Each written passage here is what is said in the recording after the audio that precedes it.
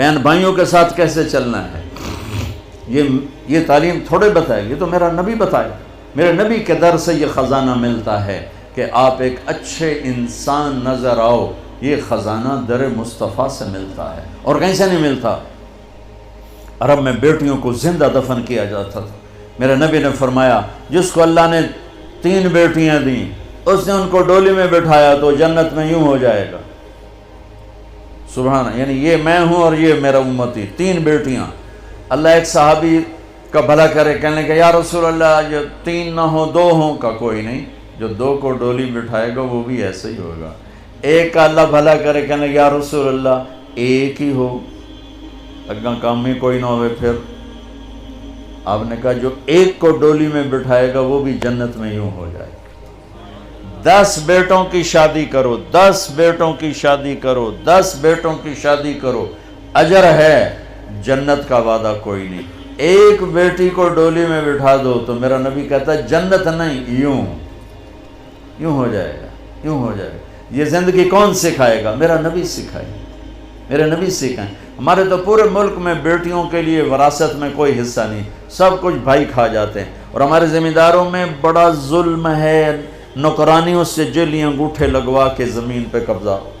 और वो बहनें भी इतनी सब्र वाली हैं, वो चुप करके सह जाती हैं, एक लफ्ज़ नहीं बोलती। कभी कभी कहीं कोई आवाज़ सुनने को मिलती है कि कोई केस कूस करवा लिए, वरना वो बेचारी सब्र से कड़वा घोंट पी के चली जाती हैं। मेरे नबी ने बेटियों की विरासत रखी, मेरे रब ने बेटियों की विरासत रखी। और विरासत ना देना बेटी को, बहन को, ये इतनी बड़ी चोरी है जितना किसी घर में जाके चोरी करना, किसी बैंक में जाके डाका डालना।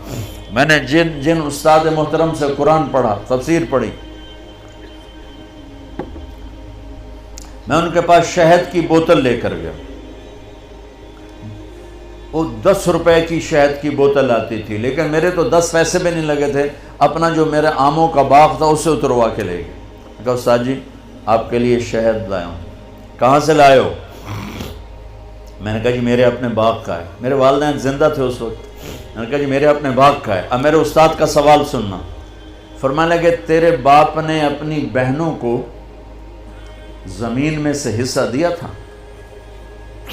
यानी जो मेरे दादा की ज़मीन बनती है उसमें मेरे बाप और बहनें, और मेरे बाप और उनकी बहनें, ये मेरी फूफियाँ, अगर मेरे बाप ने ज़मीन में से हिस्सा दिया है तो ये बोतल का शहद हलाल है, और अगर नहीं दिया है तो ये हराम है, मैं नहीं लूँगा। ये था सवाल का मंशा।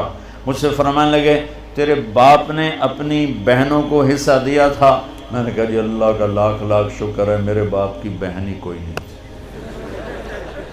शुक्र इसलिए मैंने कहा कि होती तो कोई ना देते, रिवाज नहीं था।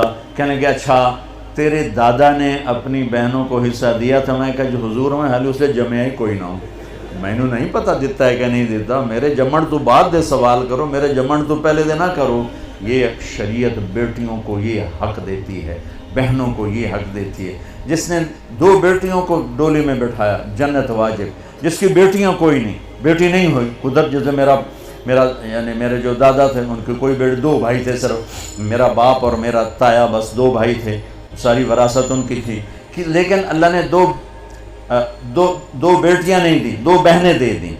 उसने अपनी बहनों को बेटियों की तरह पाला और शादी की और डोली में बिठाया, और जो बाप की तरफ से हक बनता है उनके घर पहुंचाया। तो मेरा नबी ने फरमाया कि जन्नत में दाखिल हो गया, वो जन्नत में दाखिल हो गया।